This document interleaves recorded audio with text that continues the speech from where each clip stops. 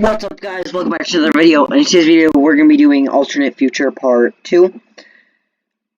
And yes, I did say no more Europe, but we are going to do a little bit of Europe. Europe's awesome, guys.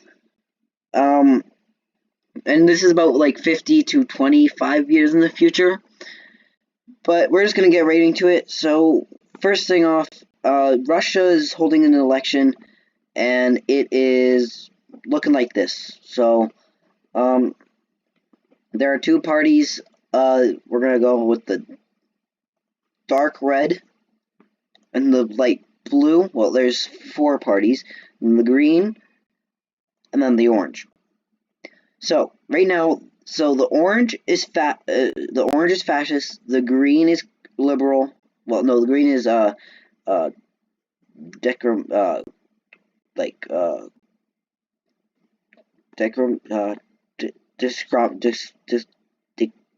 okay, it's the USA thing. I can't pronounce it right now, guys. This is the present. This is the present one that they have right now, and then this is communist.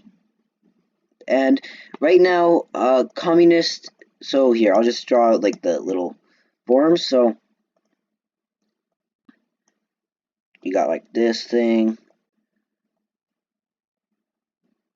So you got the dark red about right there. You have the green. Then you have the green right there. The green is just a little bit ahead of the communists. Then you have the orange. Orange is not so popular. They go about right there. And then what other colors did I use? I totally just forgot. Oh yeah, blue. And no, I'm gonna change it. So, this is their president. This is what they have right now. This is fascist. This is okay, it is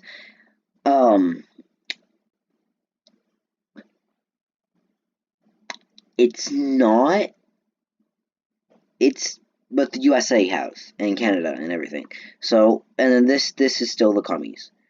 So I only really changed one, I think. I don't know, honestly. But all of a sudden the Communist Party started booming in popularity, and same with the fascists. And everyone started voting, and people from other countries are now coming over to vote, mostly from the yellow team. And all the yellow team countries all of them are voting for the blue party. But the green does make a little bit more advances, but the blue also does blow up because of how many people came here to vote. For some reason, they were allowed to vote because the president, well, they knew that they were going to win. And if you reach this line right here, well, if you reach this line right there, then you pretty much win. And the communist people were there first, and well, that leaves them now looking like now they're communist. So, and surprisingly, Vladimir Putin's brother, I don't know if he does actually have a brother, but he's now in, and he is making some changes to this country. He starts off by annexing the rest of Ukraine. He goes ahead and annexes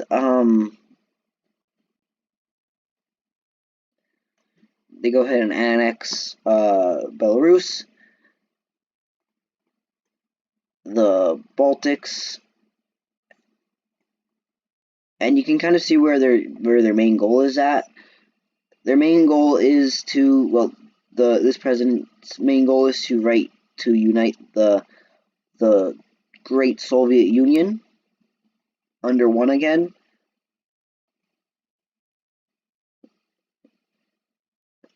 And fix the mistakes that past presidents have made.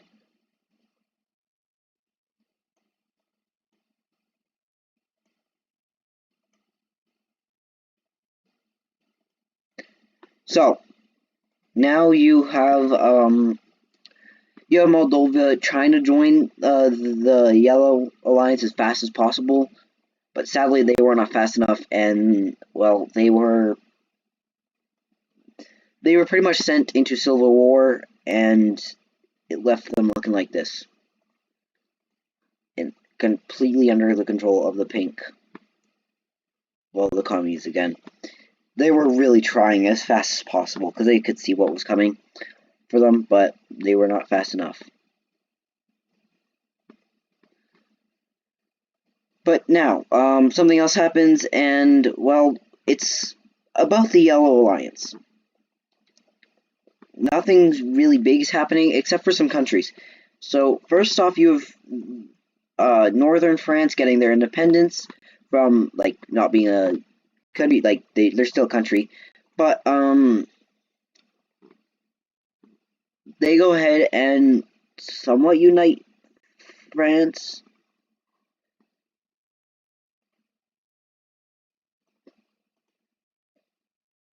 Because well, yeah, that still becomes a vassal, but that's still a vassal state.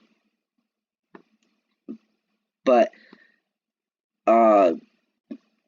with this new France country, they go ahead and leave immediately. And this leaves Britain also goes ahead and leaves and starts their own alliance. They take they take all of this, and the rest does stay with the Yellow Alliance. But something that does happen is Germany starts to annex some of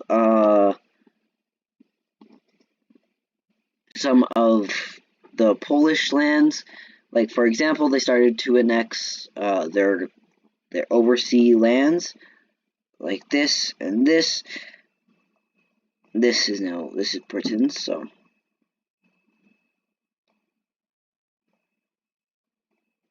Hold on 1 second, guys.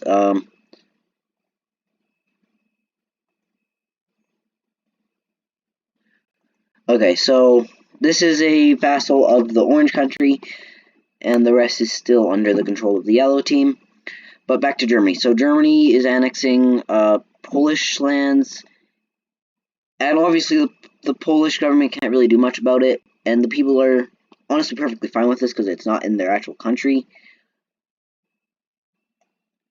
Until it started to be in their actual country. And even, actually, the Germans went ahead and sold some lands to the pink team. They sold all of this land to the pink team. And the pink team, well, they had nothing that the pink team wanted this land. And now the Polish people are not so happy because this is technically a German vassal, but still, no one's really happy about that. And see, you would think that Poland would be the one getting all of the money, but no. As soon as they got money, Germany charged them war reparations for that war that happened.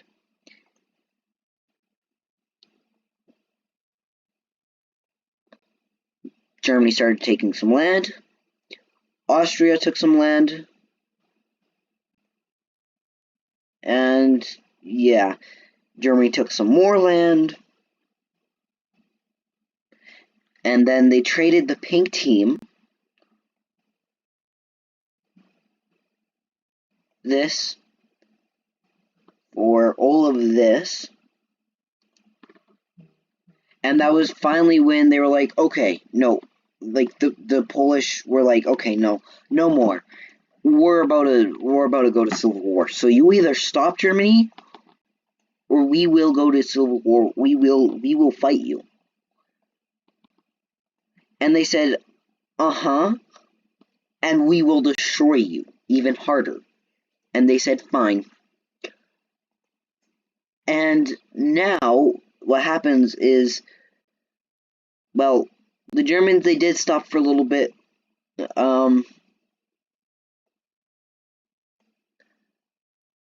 They did stop for a little bit. They left them alone until the Germans decided you know what, Austria, do you want some land? And they said, yeah. And the Germans said, yeah. And so the Germans, they were about to annex this land. Austrians, they were about to annex this land. But they declared their independence, and they declared war on Germany. And the German Empire is very mighty. Now, they are big empire. Big empire.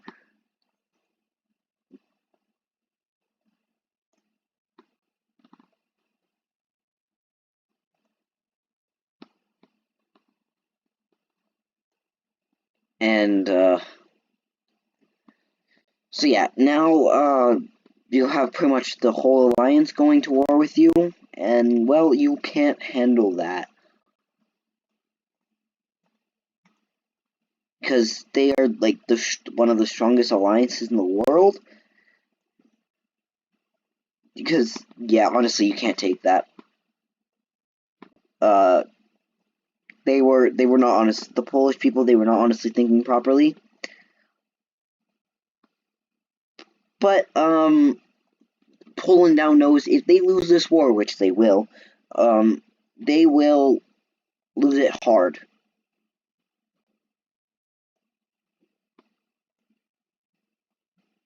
And the pink team, they go ahead and allow access to allow blue troops to move through their country and invade them. So the Germans, they go ahead and march up from behind, and they end up taking this land. And now it's kind of got stalemated for a little bit until the Polish people were able to push the Germans out and back into their own country, because obviously there's a whole bunch of Polish people living here, so they're like, oh yeah, we gotta like go support our country.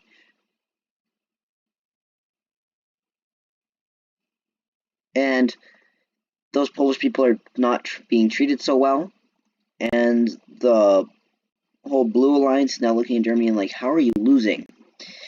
But the Germans, they were putting a lot of troops over here, and the Polish didn't realize that, and then the Germans quickly swept through, and Poland was forced to surrender once more. And they now know that they are done. There's no doing this. They think they've lost, and now they are like donezo forever. So first off, you have the pink team gaining some land. That's just a thanks. The Germans, they end up taking a whole bunch of land. Wait, hold up. And the rest goes over to the Austrians. So, honestly, not smart for the Polish government, because the Polish government even said that we will do this. So just stop taking our land. And they're like, huh, what are you doing? Because they were honestly asking, why? You really think you can take us? And they got their answer. You cannot take the Germans. But,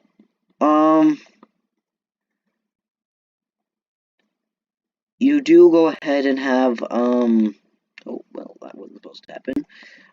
You have, they do this whole alliance kind of does want to switch, ways that they work, because they want to kind of go over to France's way, so they can get France back into this alliance, because both the Orange team and the Blue team both want France, because this way France, like, let's say they go to war, like, and let's say the Orange team and the Blue team go to war, and the Orange team has France, they cut them off from their vassal right here. They go ahead and cut them off from actually a lot of, and then they can quickly push through, then all of their troops could push through Belgium into Germany. pushing to uh, uh, Italy, and then take back take Rome, take Berlin, come down, take Venice, and then there. But the Germans, they were willing to switch it more, let's say. And they are now green because they switched so much.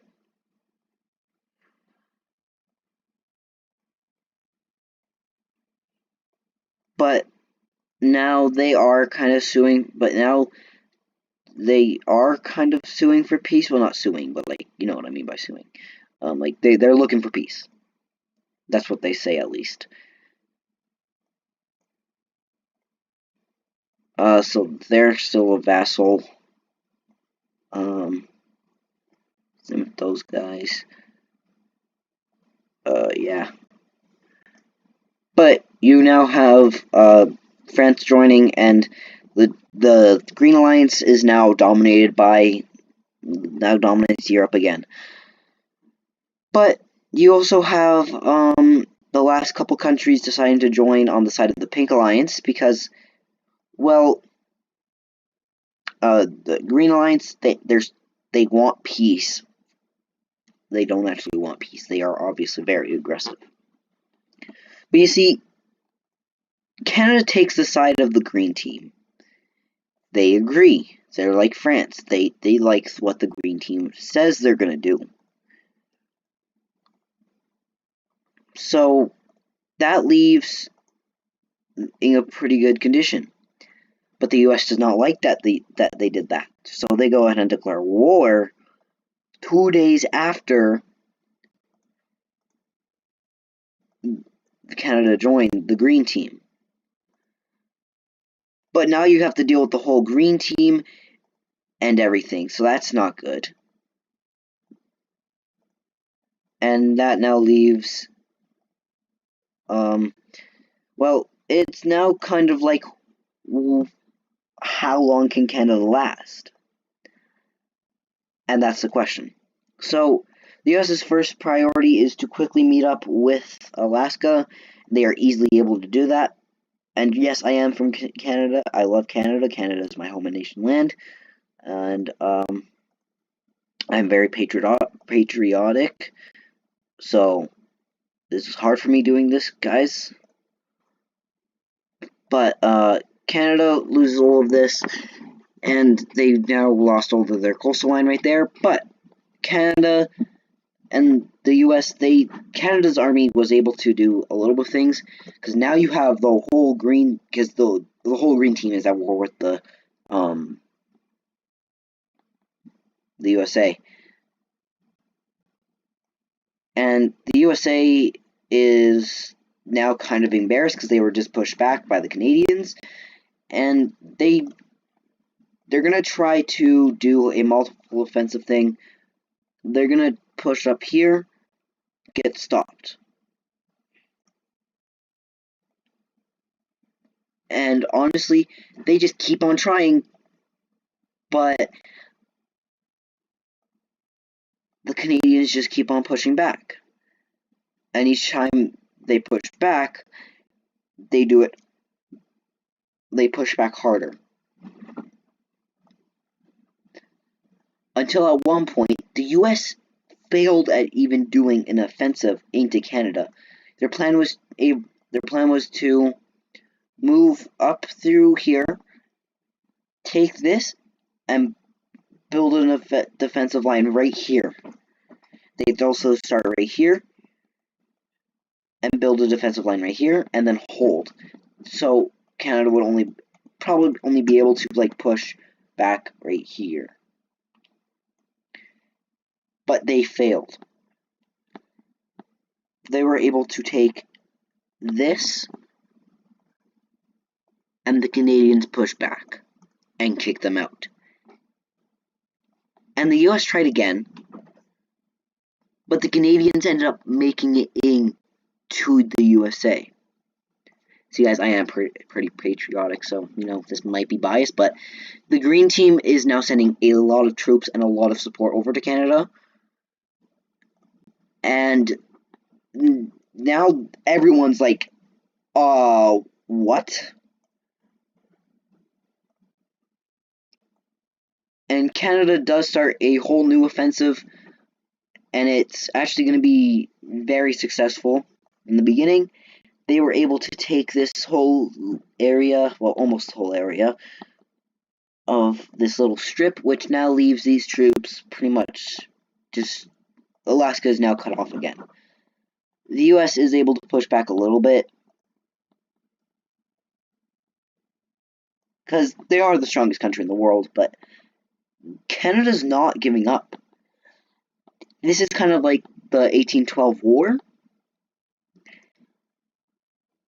but this time, well, the US know if they lose this war, they won't be getting out like the 1812 war. They get pushed down farther. On this front line, and they are trying to pull out troops from this little area. Right? They're trying to pull out troops from there, but it was too late.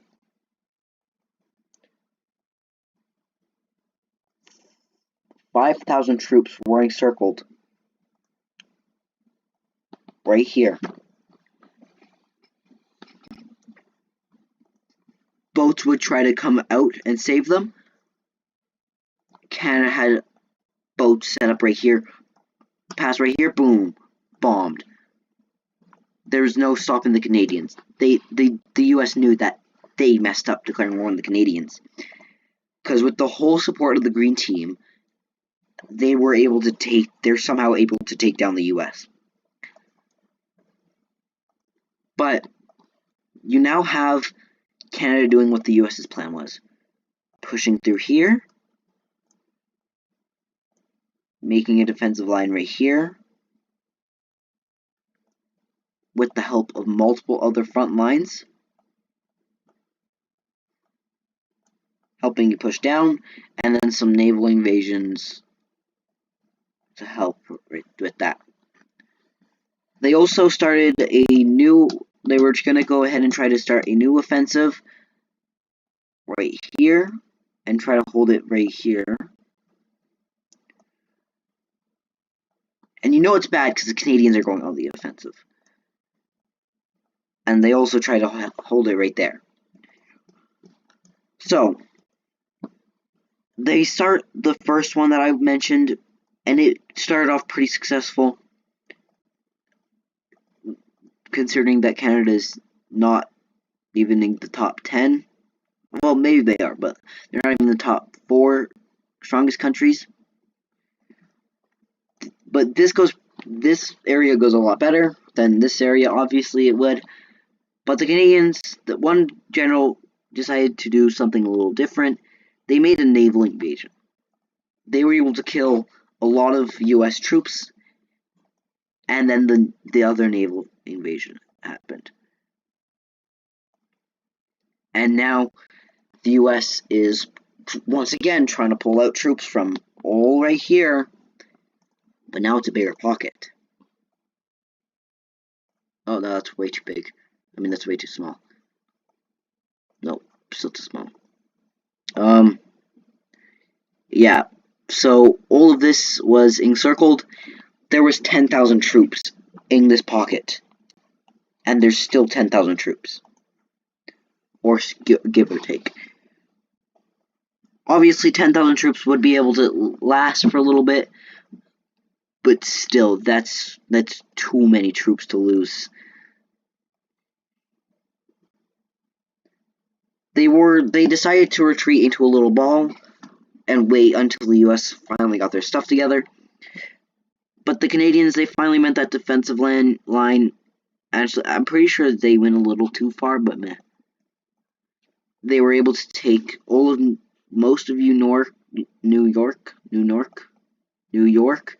Okay, so they were able to take most of New York, and it now leaves everyone in the US is now dumbfounded how the US is losing. And mappers like me are saying that the US is not even in the top 7 strongest countries now, because they are losing to Canada. Considering that they all have the whole green team on their side, but like still, no one talks about that.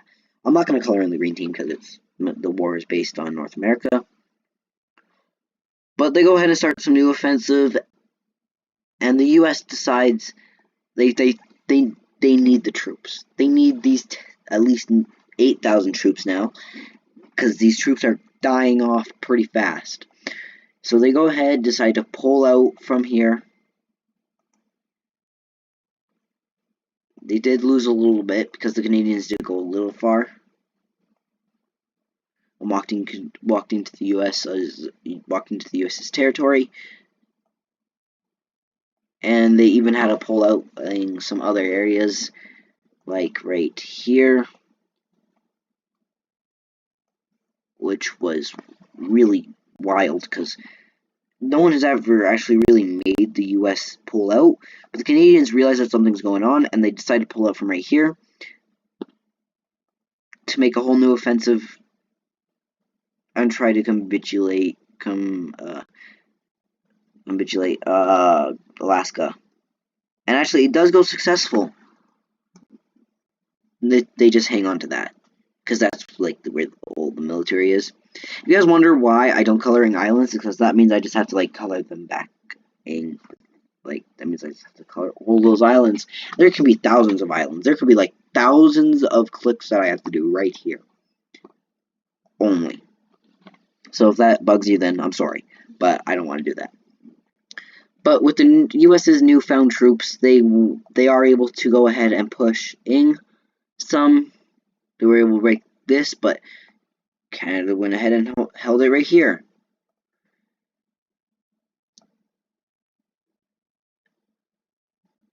And they were able to push definitely deeper into here and straight up take this.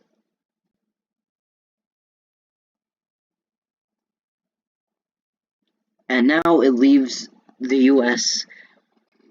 Well, they weren't even able to push the Canadians out of their country in these two. So they decided to take some troops off of here, but leave enough just to hold the front line, which they did. But they pulled so many troops off of these two front lines to break out these 7,000 troops, because they are losing 1,000 troops every day, every week, which is a lot. Not the most someone's ever lost, but still. So they started to spearhead out. Their goal is just to rescue all these troops, not to take back New York, not to take back anything except for these troops. These troops are very important. The general got news that they are about not that far from each other, and the very last general that is in this little pocket pushes out and killed 2,000 people because they made the pocket bigger. So now they are down to 5,000, I believe, but they were eventually able to make it out. And as soon as these troops were out, the Americans they got their butts out of there. They were like, nope, we gotta get out. So that's what happened, and eventually the Canadians were able to push back. But now you can see what's happening. The Canadians are going for a whole nother encirclement. But the US is able to stop it. So, good for them, right? Well, something bad is about to happen. Something really bad.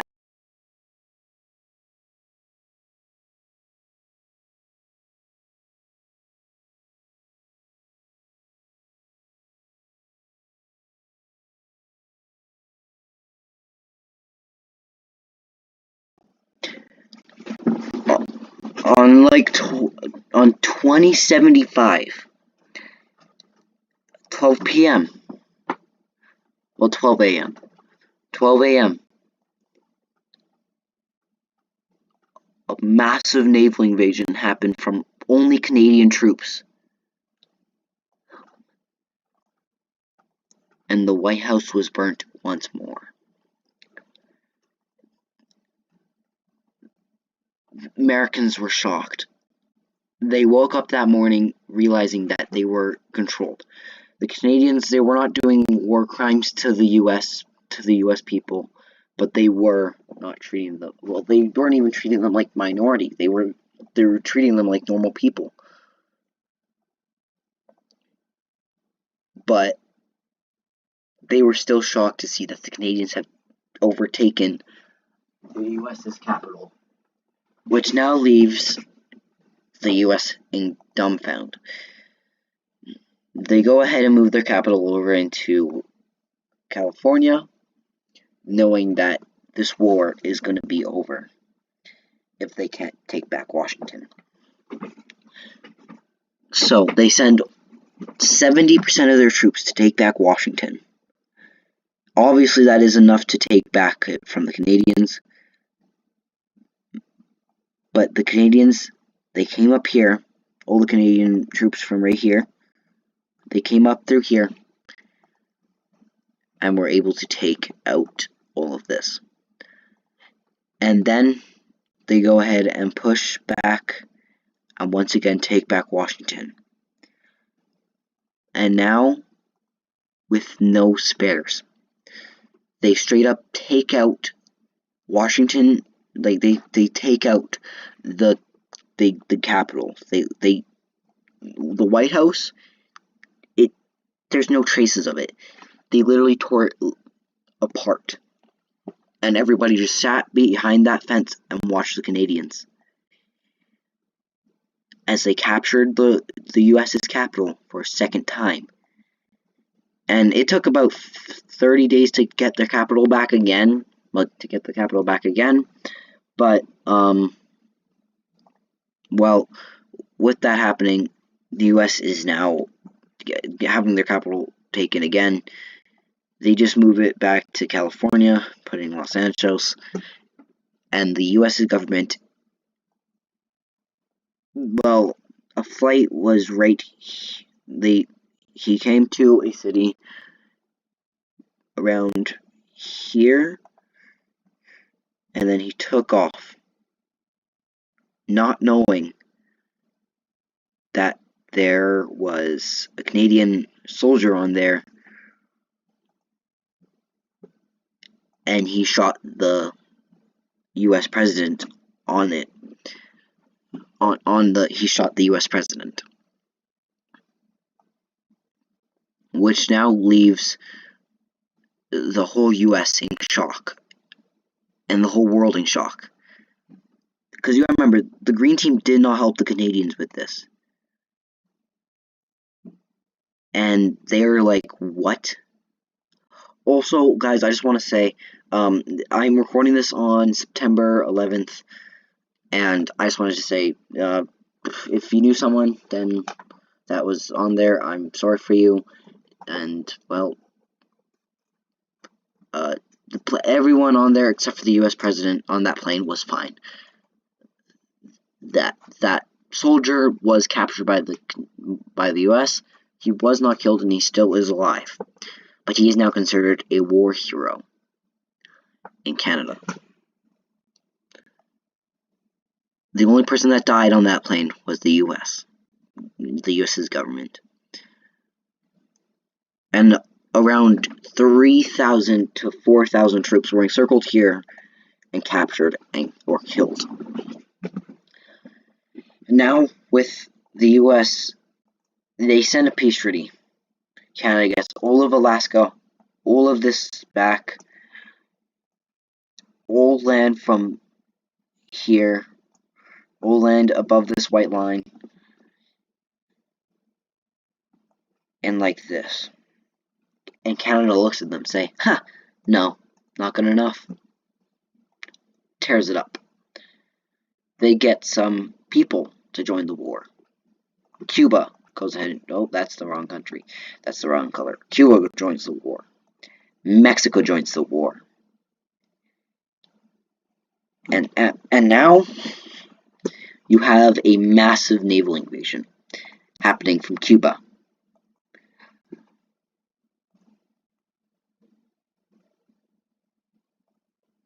with Cuba being able to take most of Florida, yes, I know it's wild. The Florida men weren't able to stop the Cubans.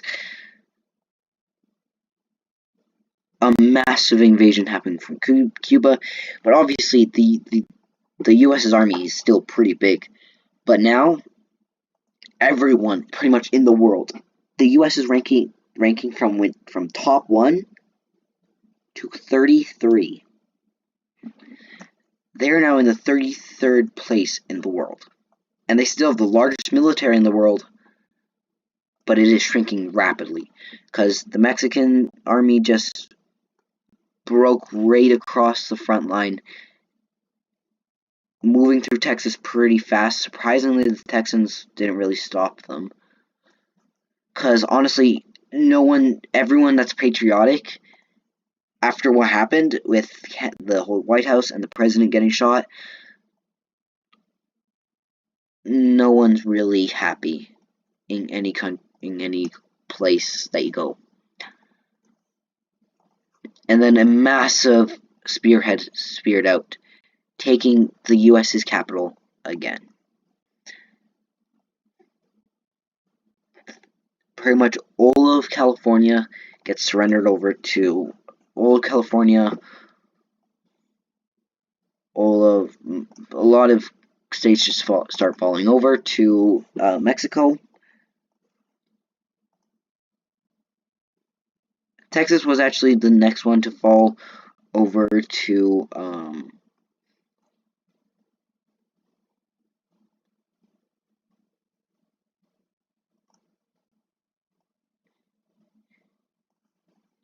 Texas. Well, most of Texas was able to fall over to the Mexicans, and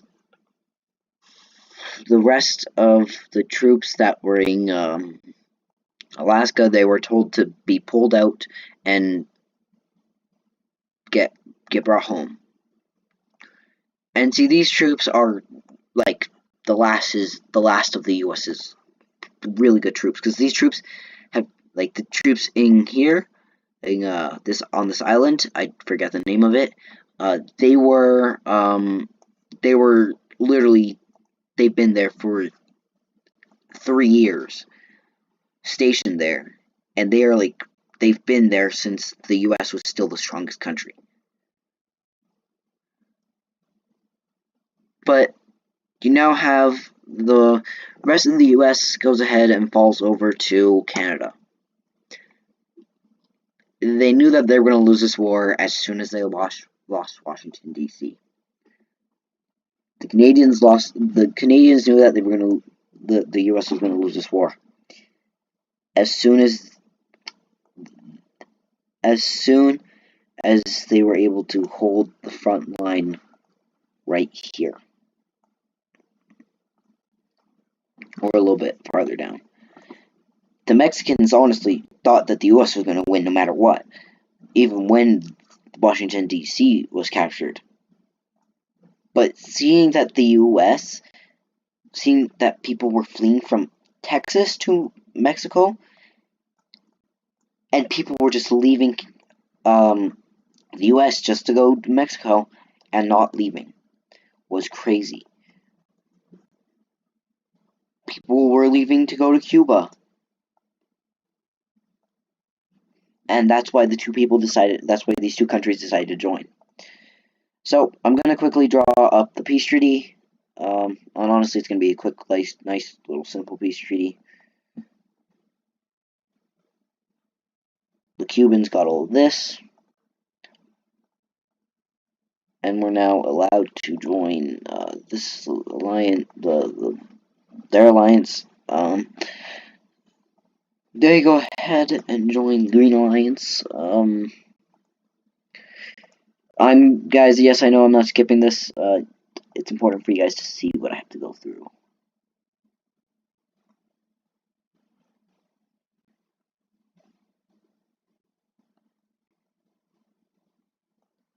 And honestly, they decided to keep this little area right here, like in the peace treaty. Canada was thinking, let's keep that area so if the green and pink team doesn't go to war, then we don't have to deal with a even bigger front line on them. Okay, well, there's a hole somewhere. Let me find out where. Okay, guys. I will skip this part for you. So I will see you guys in a second, and, yeah.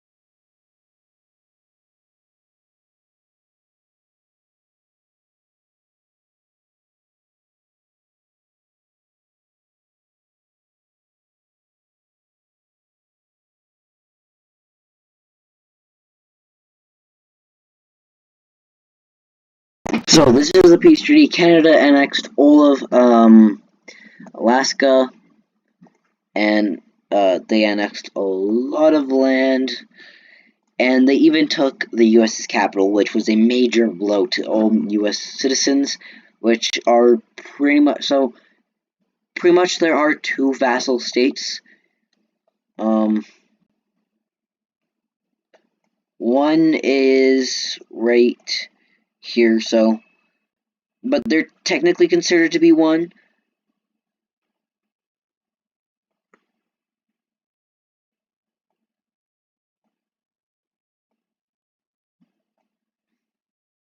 Well, there's technically three. So you have that one, and then Germany went ahead and technically made their own vassal state. Actually, you know what? Yeah, I'm gonna split it into three. So this is the Mexican one. This is the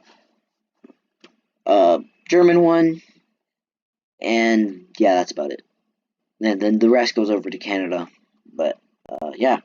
So the Green Alliance has now spanned worldwide, and then this is where the Orange Alliance is like, okay, we need to start moving in. So they go ahead, get Morocco to join, Israel to join.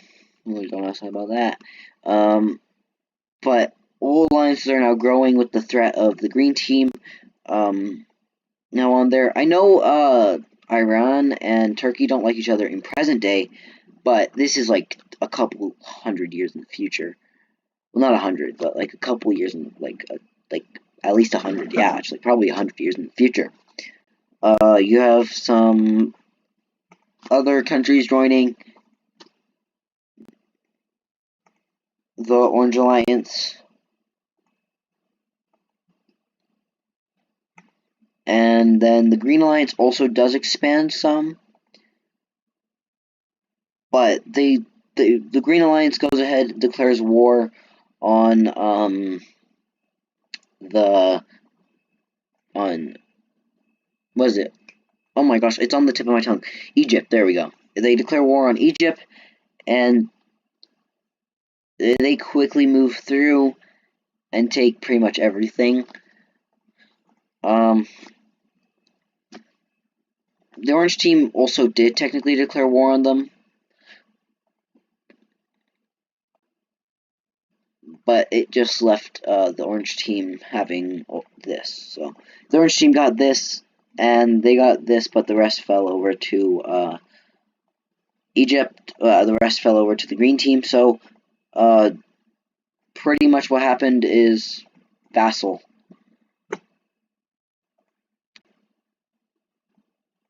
Libya gets more land, like more coastal land.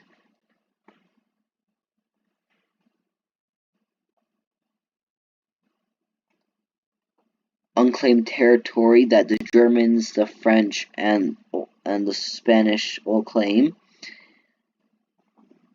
Well, not really. No, not the Spanish. The Belgium, Austria, Germans, and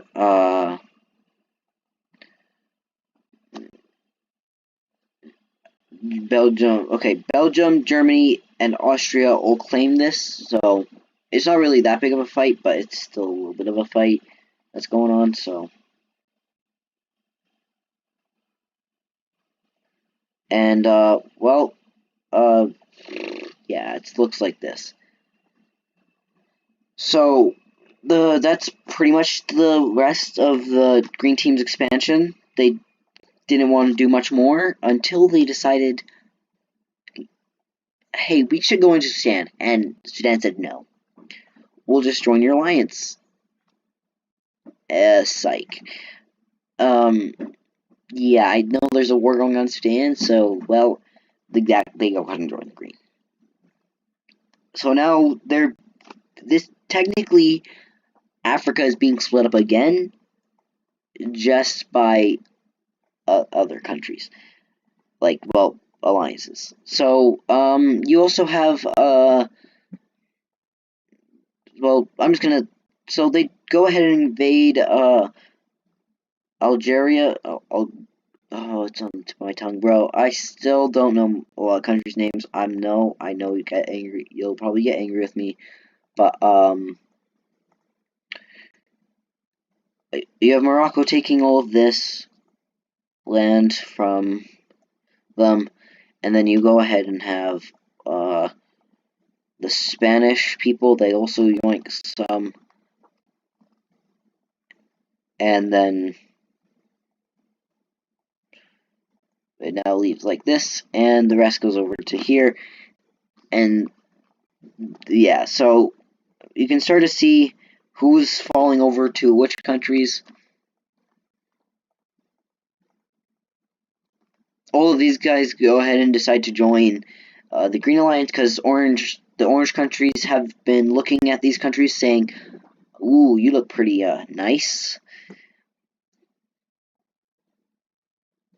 But then stuff starts to finally slow down, except for the pink. The pink does start to take some more countries here and there.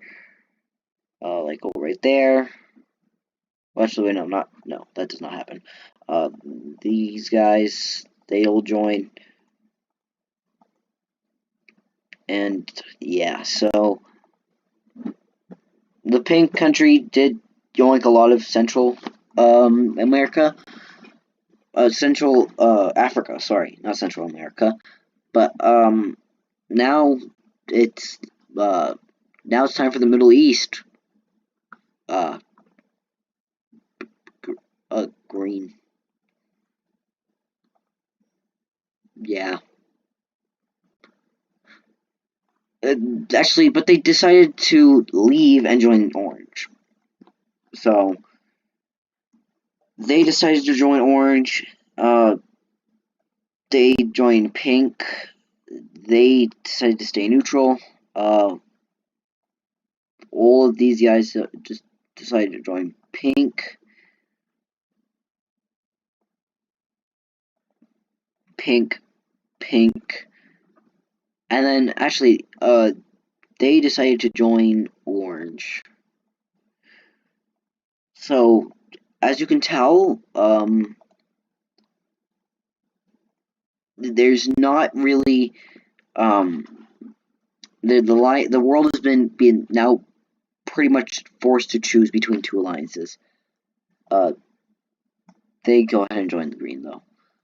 So, only a couple more countries are gonna join some alliances. Bangladesh joins orange. But now you go ahead and have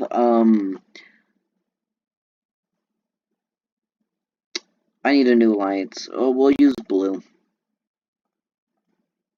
No, why was I about to do that? You know what? We're gonna say so.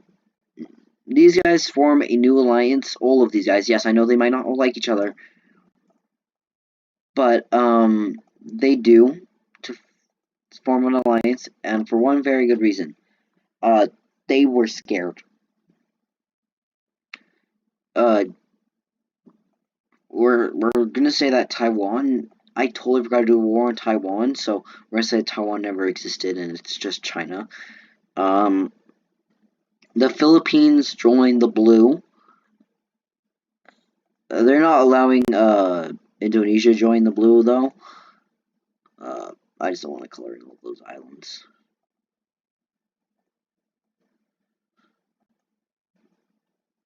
But the blue does span a little bit. They could take that. Yemen, and that's about it.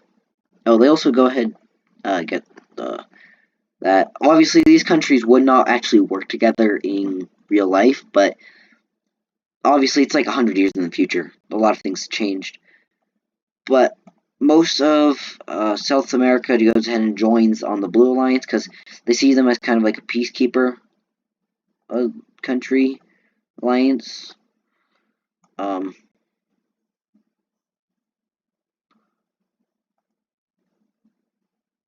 But the rest goes there, there, there. No, not there. Uh, they go to orange. They go to orange. They go to orange, and they go to orange. So you can now kind of see how the world is split up into four main alliances.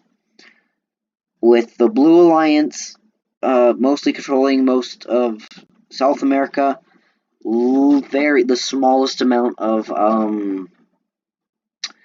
Africa, and then the bottom of like the bottom of Asia.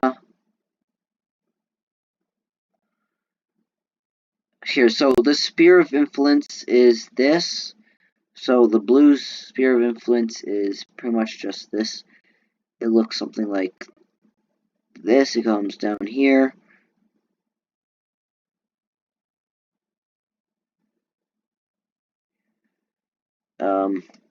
And then they have like they have one right here.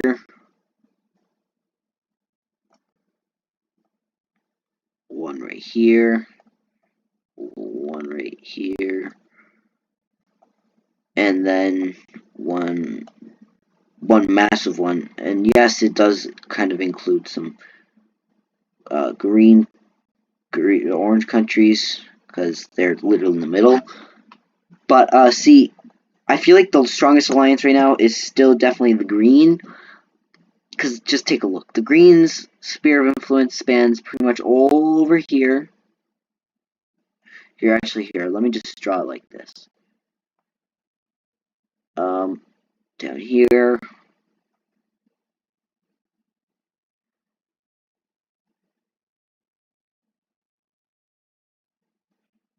So, right there.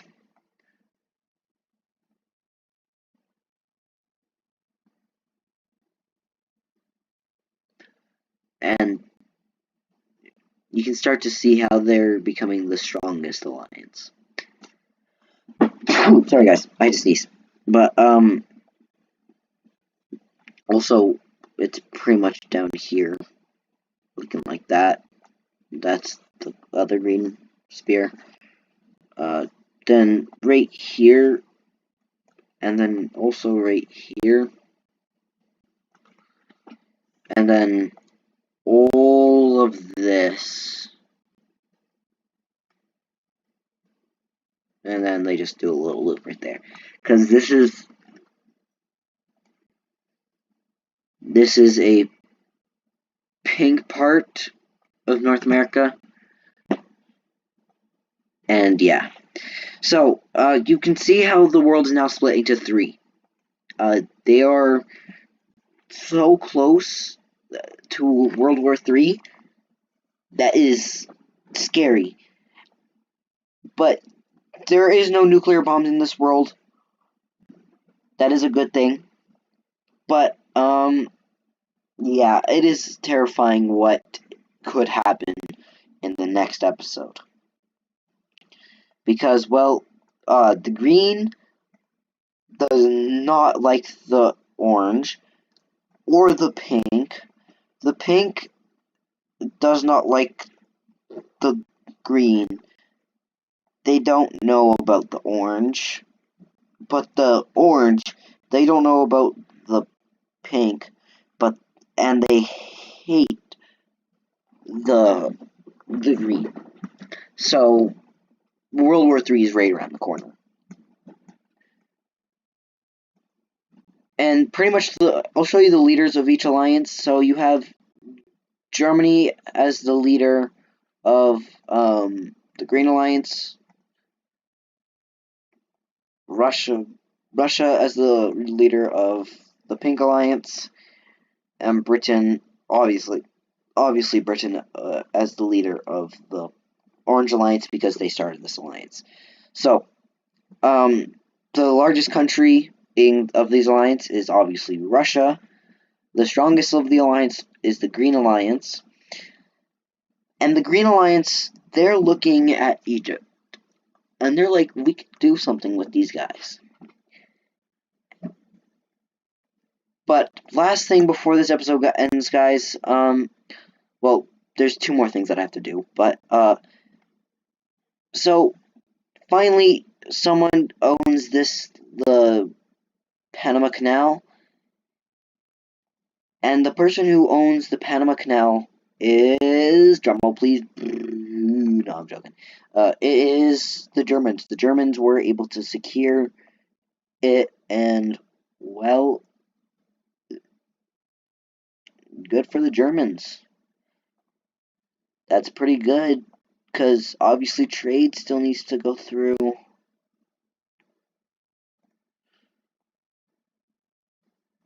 So, yeah, yippee.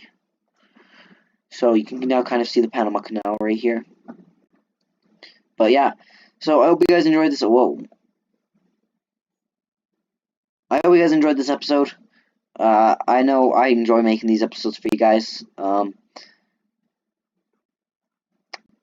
I just like how big Canada is, but, you gotta remember, so the Germans, I'm just gonna say, sorry, one more thing. The Germans, I know I was just about to end the video, guys, you're like, oh my gosh, but the German sphere of influence, it's pretty much this. So anything in the circles is the German sphere of influence. And so this is the reason why this is the Germans alliance, because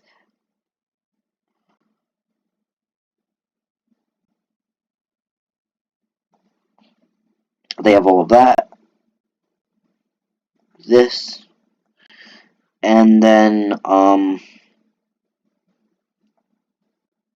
this. So, that is pretty much the German sphere. Oh, and, sorry, I also forgot, all of this.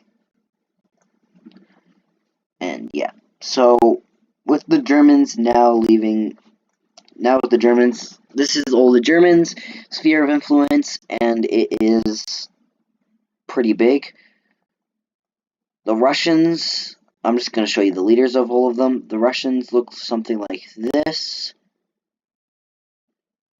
They obviously don't have any vassals, so it's literally in countries, but they don't just own those countries. It actually goes kind of through Canada, not Canada. It goes through China. Their sphere of influence is obviously much bigger than the Germans, because, well, yeah. But the British peoples, is like that, right, all over here, pretty much. Down right here. And then, yeah. And then it's also in India. They've been putting a lot of resources into India again. Definitely not trying to get some colonies again, huh? So, they also have a lot of influence over the Middle East right now. Well, the countries that they have, it's like Israel and Saudi Arabia, and also down here and right here. So, now it's looking like now the British also have a very big sphere of influence, but yeah, the Canadians, they obviously have the largest one in the Green Alliance, but the Green Alliance, since the British has left, and then they just got the French back, they pretty much took charge of this. But that's pretty much the sphere of influences for the leaders of each country. Well, each alliance. I hope you guys enjoyed, and I will see you guys in the next one. Peace. Bye.